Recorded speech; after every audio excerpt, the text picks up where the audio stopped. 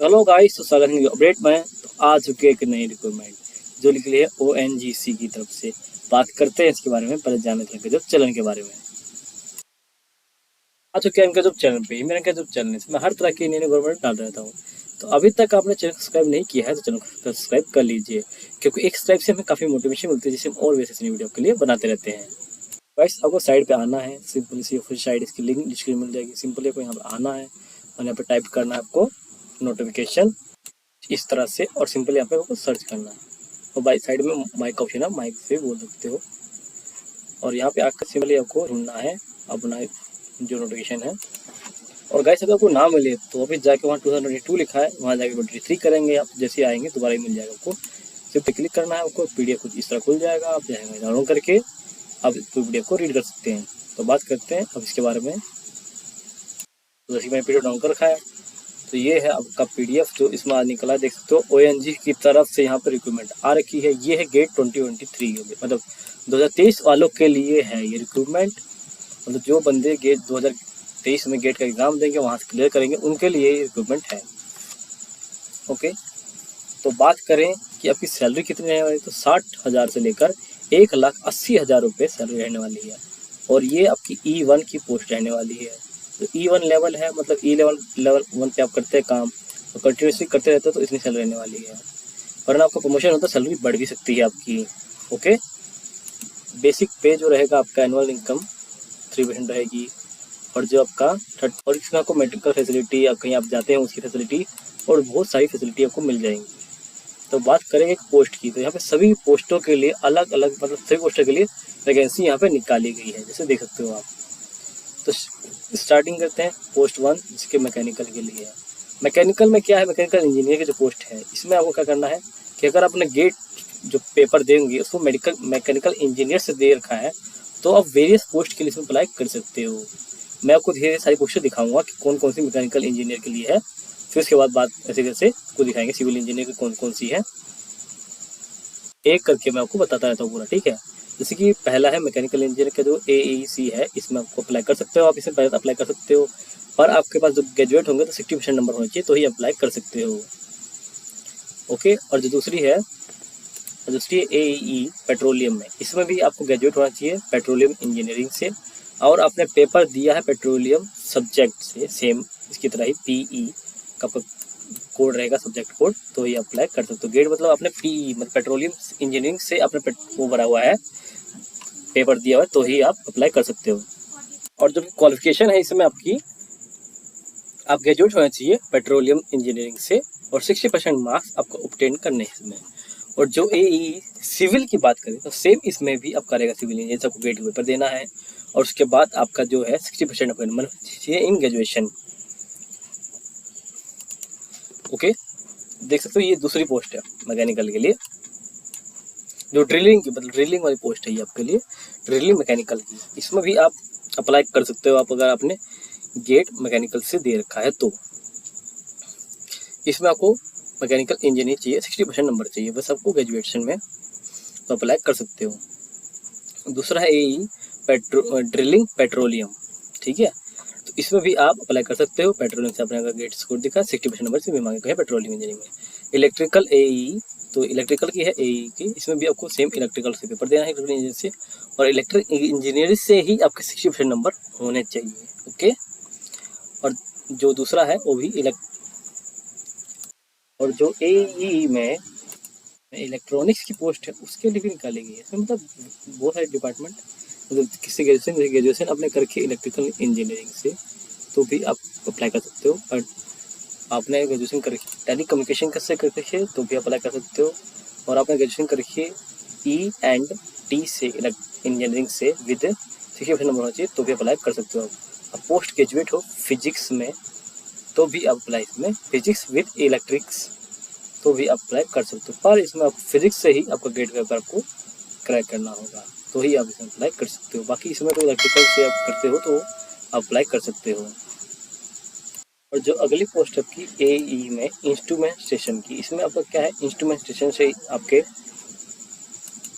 आपको ग्रेजुएशन करनी होगी, जिसमें आपको 60% नंबर होने चाहिए। इंस्ट्रूमेंटेशन से आपको मतलब ग्रेजुएशन होनी चाहिए, और जो अगर पेपर दिया होगा वो भी इंस्ट्रूमेंटेशन से ही देना होगा आपको, मतलब IN उसका कोड होना चाहिए।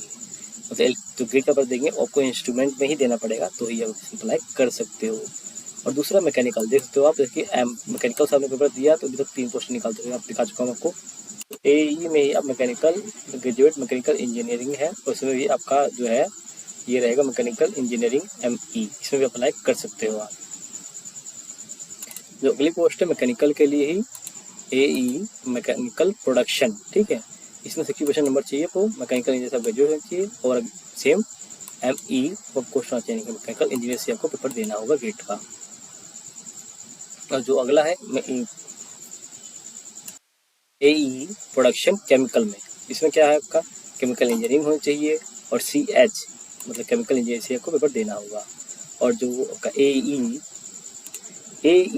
पेट्रोलियम मतलब प्रोडक्शन ऑफ पेट्रोलियम में, इसमें भी आपको पेट्रोलियम इंजीनियरिंग से ही हो गए तो आप अप्लाई कर सकते हो, उसमें 60% नंबर होना चाहिए, और सेम आपको पेट्रोलियम इंजीनियर से ही आपको गेट का एग्जाम देना होगा। और जो है आपका ये एनवायरनमेंट में क्या होगा, ग्रेजुएट होना चाहिए आप एनवायरनमेंट, ठीक है, साइंस से, ये 60% नंबर होने चाहिए आपके, और बीटेक होना चाहिए देखते हो आप, और ME यानी एनवायरनमेंट इंजीनियरिंग होनी चाहिए आपकी, एनवायरनमेंट साइंस होना चाहिए। और आपने जो गेट एग्ज़ाम दिया होगा वो या फिर आप एनवायरनमेंट साइंस में दे सकते हो या इंजीनियरिंग में दे सकते हो एनवायरनमेंट में, ठीक है। AE में ही आपका जो रिजर्वर्स है, इसमें जो आपका रहेगा, इसमें अलग अलग क्वालिफिकेशन दी गई है। जो क्वालिफिकेशन इसमें जो आपके पास पोस्ट ग्रेजुएट होनी चाहिए इन जियोलॉजी, और मस्ट भी आपके मतलब इसमें जैसे लिखा गया मस्ट भी आपके पास जो मैथ एंड फिजिक्स होनी चाहिए BSc लेवल तक, और विद 60% मिनिमम नंबर के पास होने चाहिए। और जो अगला क्वेश्चन है इसमें आपका केमिस्ट्री होनी चाहिए, पोस्ट ग्रेजुएट होनी चाहिए इन केमिस्ट्री विद 60%, बट इसमें क्या है कि मस्ट भी आपका फिजिक्स और मैथ होनी चाहिए BSc लेवल तक। और जो अगला है आपका पोस्ट ग्रेजुएट होनी चाहिए आप, अगला है इसमें आपका पोस्ट ग्रेजुएट होना चाहिए जियो फिजिक्स विद मैथ होना चाहिए, और फिजिक्स होना चाहिए BSc लेवल तक, और 60% नंबर होने चाहिए आपके, मैथ फिजिक्स होनी चाहिए क्या, 60% नंबर होना चाहिए। और जो अगला है आपका इसमें मैथ में मैथमेटिक्स में आप ग्रेजुएट होना चाहिए पोस्ट ग्रेजुएट 60% नंबर, और मैथ और फिजिक्स होनी चाहिए BSc लेवल तक। पोस्ट ग्रेजुएट होनी चाहिए फिजिक्स में विद मिनिमम 60% नंबर, मस्ट भी फिजिक्स और मैथ होनी चाहिए BSc लेवल तक। और पोस्ट ग्रेजुएट अब हम पेट्रोलियम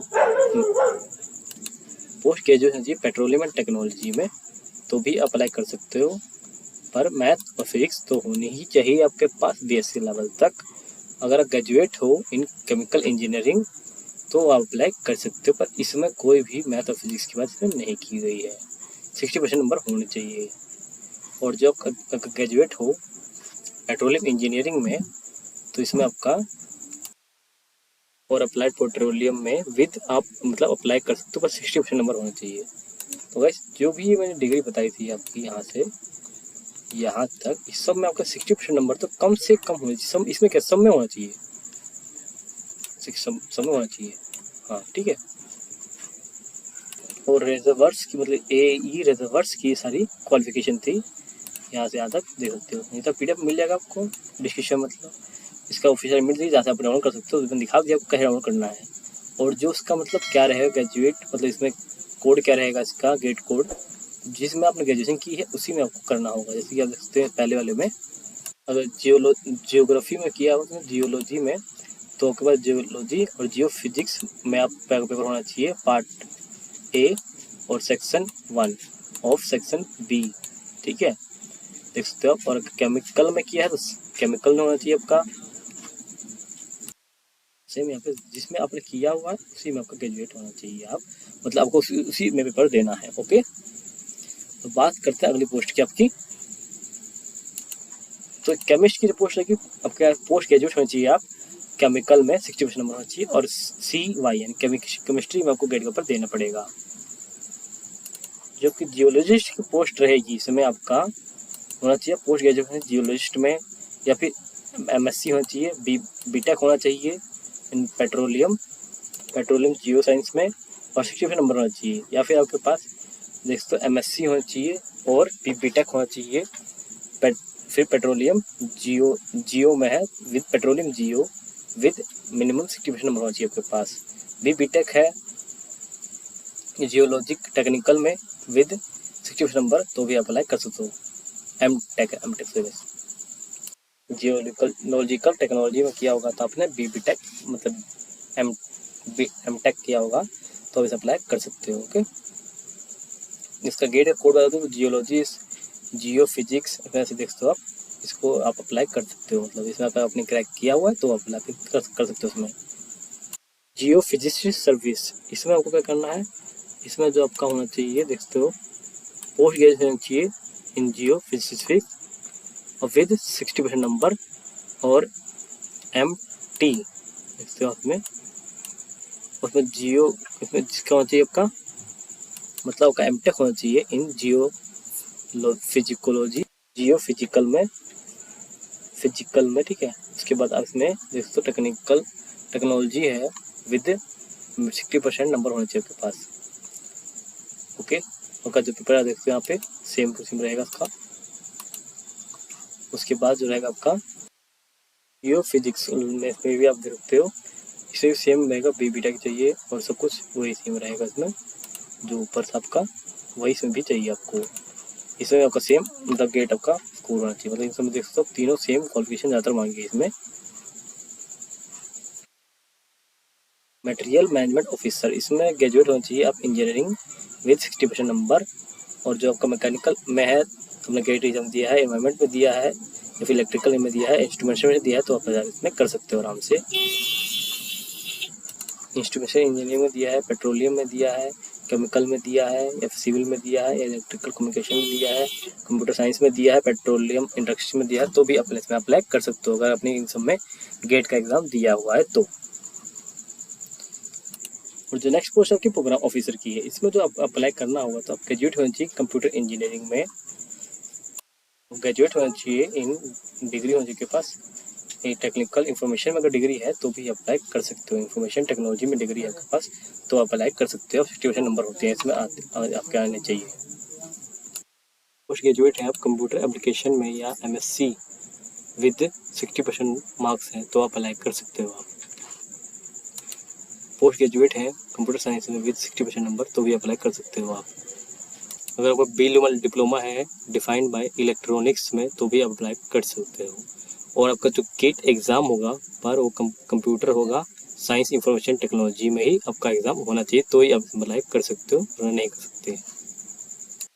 इंफॉर्मेशन ऑफिसर है, इसमें जो आपका है ग्रेजुएट होना चाहिए ऑटो इलेक्ट्रिक इंजीनियरिंग विद आपके पास 65 नंबर होना चाहिए, मतलब 60 नंबर होना चाहिए। और जो ग्रेजुएट होना चाहिए मैकेनिकल इंजीनियरिंग से 60 नंबर है तो आप इसे अप्लाई कर सकते हो। और आपका जो पेपर होगा वो मैकेनिकल इंजीनियर से ही होना चाहिए तो ही आप इसे अप्लाई कर सकते हो। और जो लास्ट है इंस्ट्रूमेंट इंजीनियर की, इसमें ग्रेजुएट होना चाहिए आप इंस्ट्रूमेंटेशन इंजीनियरिंग से 60% नंबर होना चाहिए। और आपका जो है प्रोडक्शन एंड इंस्ट्रूमेंटेशन इंजीनियरिंग से ही आपका जो है PI, इसी से आपका जो है गेट एग्जाम क्रैक होना चाहिए तो ही आप अप्लाई कर सकते हो। और बात करें सेक्शन प्रोसीजर की, सेक्शन प्रोसीजर इसका मैं जो आपका इसमें आपका जो ये गेट का एग्जाम रहेगा उसके बेस पे आपका मेरिट लिस्ट लगेगी और इंटरव्यू होगा। मतलब गेट के एग्जाम के बाद आपका इंटरव्यू होगा, दोनों को ज्वाइन करके आपको एक मेरिट लिस्ट निकलेगी जिससे आपका ये सिलेक्ट होंगे आप। ओके, बात करें इसमें एज लिमिट की तो जो इसमें UREWS के लिए ड्रिलिंग वाला जो रहेगा उसमें 30 रहेगा और OBC के लिए 33 रहेगा, SC/ST के लिए 35 रहेगा, PH कैंडिडेट के लिए 40 रहेगा। ओके, और अगर मतलब एक्स सर्विस मैन है तो जितना आपने काम किया उतना आपको एक्सपीरियंस मिल जाएगा डिपार्टमेंट में, मतलब कभी काम किया हो तो आपने उतना एक्सपीरियंस आपको मिल जाएगा। सेकंड प्रोसेस बता दिया मैं आपको। और जिसकी अप्लाई डेट मतलब कब से स्टार्ट होगी तो अभी तो फॉर्म रिलीज़ हुआ है आपका, जो अप्लाई डेट है वो आपका आएगा अगले साल आएगा, अप्रैल या मई में आपका आ जाएगा तो आप अप्लाई कर सकते हो। देखते हो गेट एग्ज़ाम। और हाँ, एक इम्पोर्टेंट पॉइंट गाइस कि अगर आपने रेगुलर से कर रखा है BTech तो ही आप इसमें अप्लाई कर पाओगे, वरना आप नहीं कर पाओगे। और अगर फाइनल ईयर स्टूडेंट्स में अप्लाई करना चाहते हैं तो उनके लिए एक कंडीशन रखी गई है कि जो आपका एग्ज़ाम क्रैक होने के बाद मतलब पेपर देने के बाद जैसे ज्वाइनिंग से पहले आपका मतलब नहीं, 1 मिनट रुकिए गाइस मैं डेट दिखा देता हूँ आपको।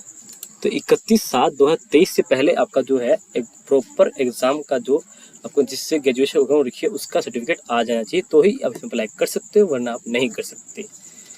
तो ये था आपका फुल नोटिफिकेशन। आई होप का वीडियो अच्छी लगी तो चैनल सब्सक्राइब कर लिया। Thank you for watching video, please like comment share and subscribe my channel. Thank you.